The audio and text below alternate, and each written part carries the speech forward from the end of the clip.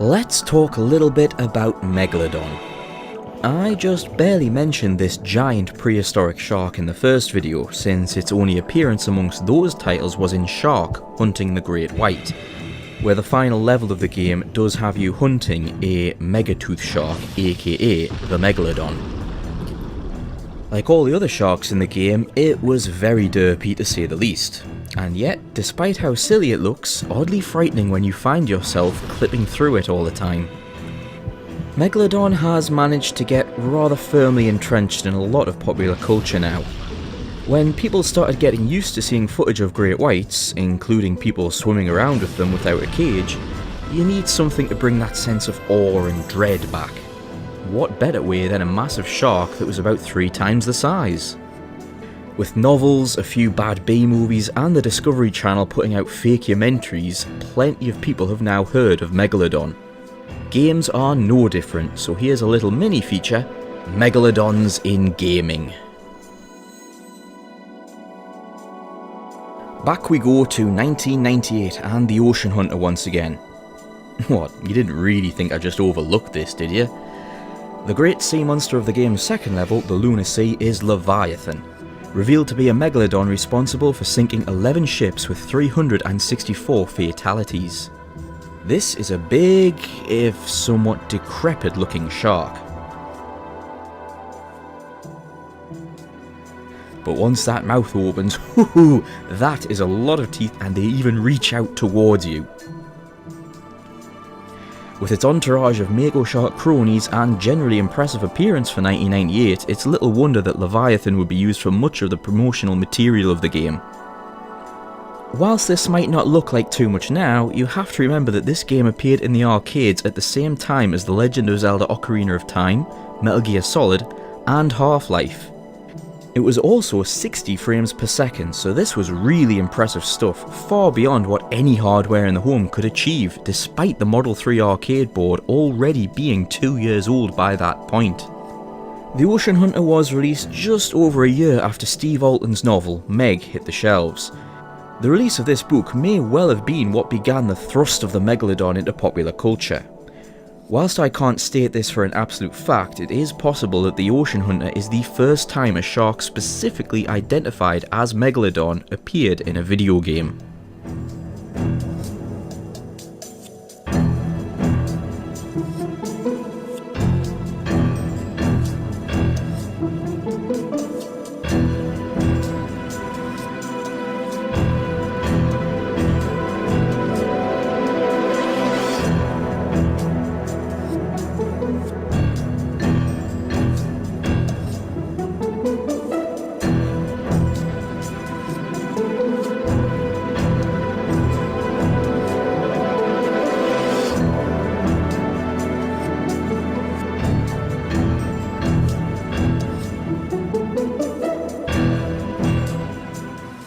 We return to the realms of Steam Early Access here with Man O' War Corsair.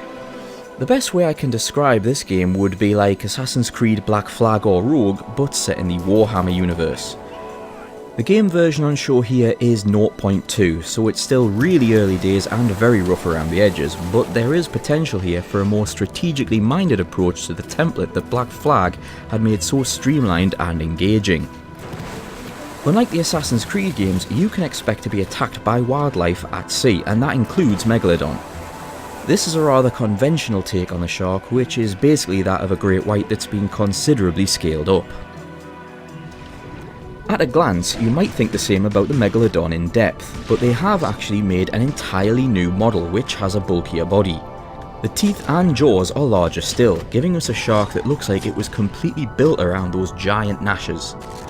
This is more in line with most current theories about what Megalodon probably looked like, and you can see the differences here as we compare it with the game's Great White model. Megalodon was truly a less eloquent design from a completely uncivilized age.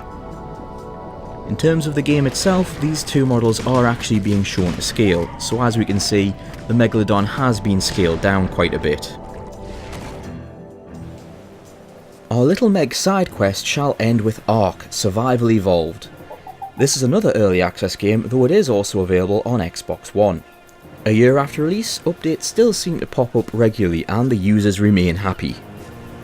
As the name rather suggests, Ark is another survival game, but a rather more ambitious one than Stranded Deep, with an expansive online multiplayer component. With dinosaurs, which you can tame and ride. There are swarms of megalodons literally infesting the waters offshore. Now, it's worth pointing out that the animals in Ark are technically not the animals we know once existed in our world. For example, it's not Tyrannosaurus rex in Ark, it's Tyrannosaurus dominum. This is how the game justifies why many species are different and often much larger than they actually were. Megalodon is actually described as Carcharodon ultramegalodon, but let's not get into the taxonomy debate here. The funny thing is that many people complained that the game's megalodons were far too small. That seems like a bit of a stretch. While it's a bit messy and cobbled together, I made this comparison about a year ago. The purpose was to show that the size isn't really that far off. Some people claim that the humans shrink when they ride the Megalodon, but I've also compared the player character to the dorsal fin whilst not riding it, and if the player does shrink, it doesn't seem to be by very much. What is more likely to blame here is things like a very wide field of view setting, which most PC gamers absolutely insist on. One of the side effects tends to be that it makes things look smaller. Oh, yeah, you heard me right, and saw the picture as well, I suppose. Yes, in Ark you can actually tame a Megalodon, make a harness for it, and then ride it around the oceans as your mighty steed, provided you have a means of keeping yourself warm and, well, oxygenated. I'm outright cheating here by enabling console commands because yay for PC. It makes capturing video much easier. The size issue does persist though, and it's understandable when you think about it. If so many other animals in the game are much bigger than they really were, then why shouldn't the same apply to Ultramegalodon? Well, this is PC, so naturally, there's a mod for that. Now that is a big shark, and you can still tame it. And you can still ride it.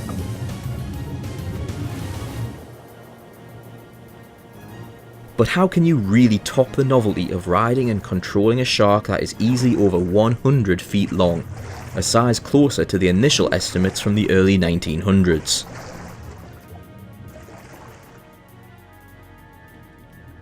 So, is Megalodon still alive in our oceans today? Honestly, almost certainly not, and definitely not in the way that the Discovery Channel was showing a few years ago with its fictional dramas disguised as documentaries. That being that they are freely swimming around our oceans in the epipelagic or mesopelagic zones, and we've just been incredibly unlucky, or perhaps that should be lucky, to have never encountered them. A Lazarus taxon, that being an animal which disappeared from the fossil record for 1 or 2 periods only to be rediscovered, is a very real thing. One of the most famous examples being the coelacanth. But there is a huge difference between a deep sea fish eater that grows up to 2 meters and a 16 to 20 meter long super predator that we've somehow never managed to catch in all those fishing nets out there. Keep in mind that the coelacanth was always being caught by those local fishermen in those parts of the world. It was just unknown to modern science that this was happening until 1938. Again, a bit of a difference between a human-sized fish and a predator larger than most whales. Let's think about this for a second. Whilst it's true that when a shark dies, its corpse will tend to just sink and quickly be devoured, that doesn't mean that the remains of sharks don't ever wash up on our beaches. It's not remotely uncommon for just about any species of shark, whale or dolphin to become beached, alive or dead. Whale sharks, basking sharks, great whites, we find their remains washed up quite often. It's just one of those things that happens. Even open ocean species like oceanic whitetips and mako sharks, or even deep sea species such as goblin sharks and megamouth sharks, will wash up on beaches from time to time. Yet not once has anyone ever discovered a washed up megalodon or something that could be even remotely identified as such. Remember, we are talking about what would easily be the largest fish in the ocean, twice the size of a whale shark. Now, that alone is not entirely conclusive, but there's something else that's never washed up or been seen. Animals, in particular whales, showing signs of being attacked by such a massive shark. This is one of the biggest problems. It's not just that we don't see Megalodon itself, we also don't see any evidence that it's feeding. Consider this. The 18th century, the height of traditional whaling. It wasn't really possible to haul entire whales out of the water to strip them for blubber.